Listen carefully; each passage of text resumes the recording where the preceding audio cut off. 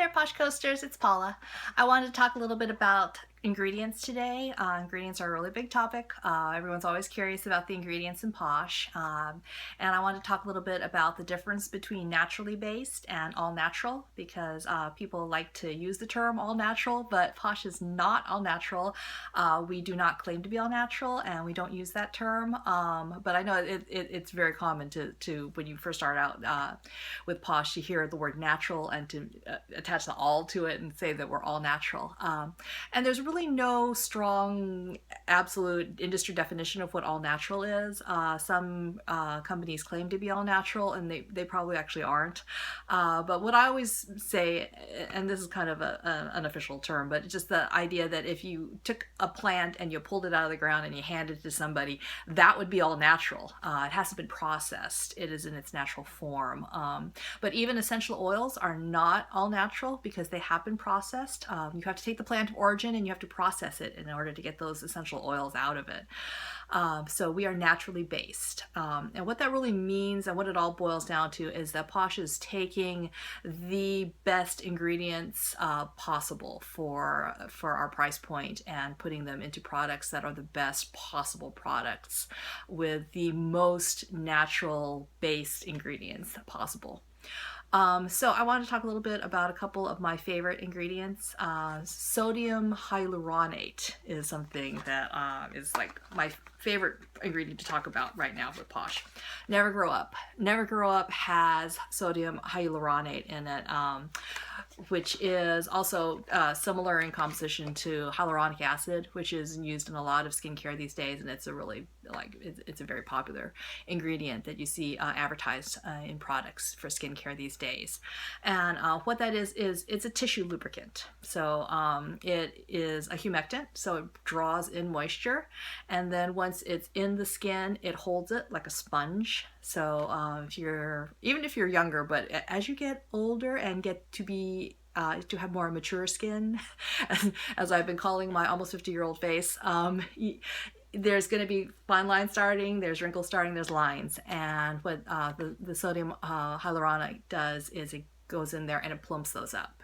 It's replacing what the tissue lubricant that's naturally in the skin when you're young, and replacing it with new moisture inside the skin. So it's a fabulous ingredient, and I just love it.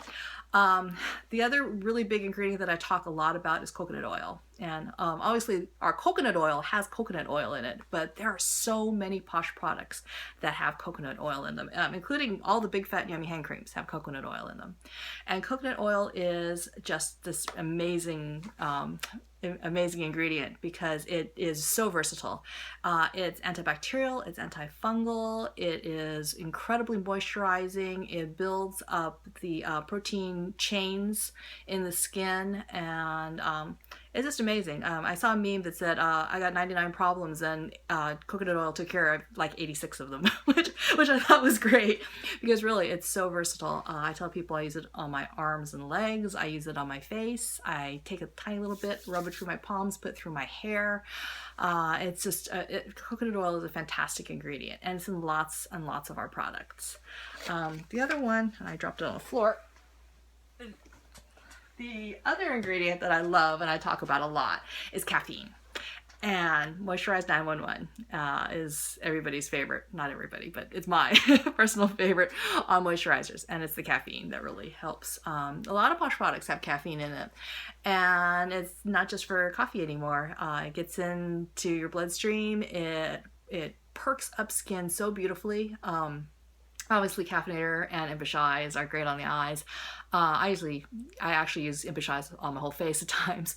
But caffeine tightens the skin. It brightens the complexion. It can actually help with discoloration, with sun damage, with age spots that some of us have, and it's fantastic for that. So I encourage everybody to go in and look at ingredient lists.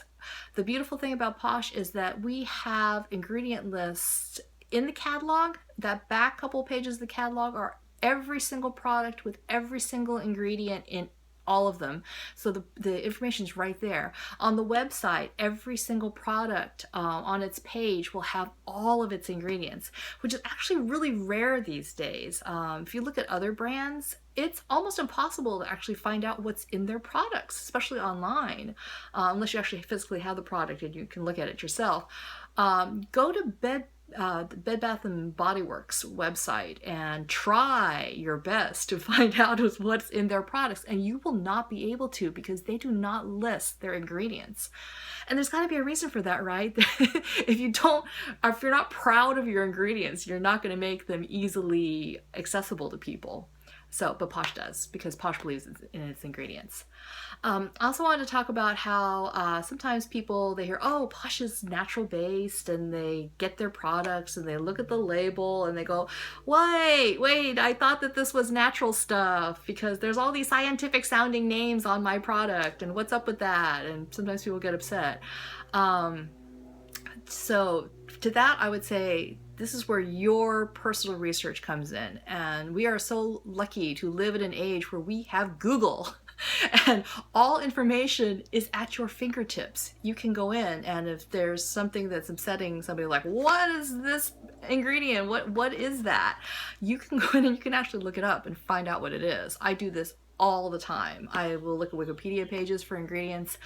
There is a website called the Environmental Working Group, which is fantastic. You can go into their website, you can type in the name of basically any skincare ingredient known to mankind, and it will come up with information about it, and they will actually rate how toxic their database believes that this ingredient is, based on research. So they will actually cite different studies or different papers regarding that ingredient, and they'll have little graphs where they'll show, like, on a scale of like completely benign to like super carcinogenic, how bad that ingredient is on a graphic, and you can share that with people, and that's a really great resource. So you have to educate yourself, and also let people know that sometimes the names of things it sounds like sciencey and weird and chemically and artificial are not. Tocopherol is vitamin E. And that's its actual name. The name that is the form of vitamin E that Posh uses is tocopherol, and so they'll see that on their ingredient list. Also, I really tell people, don't be afraid of the word chemical. People will say, oh, well, I use a product that has no chemicals in it, and that's what I want, is something with no chemicals. And that's crazy, because everything with a molecular structure is a chemical. Water is a chemical. It's H2O. And so people can't be afraid of the word chemical. There are definitely degrees of goodness in chemicals. There are some chemicals that are fine to put on your face, and there's a lot of chemicals you would not want to put on your face. So again, it's all about education. It's about doing some homework, doing some research on your own, and being able to share that with your customers. If you have any questions, just let me know. Bye-bye.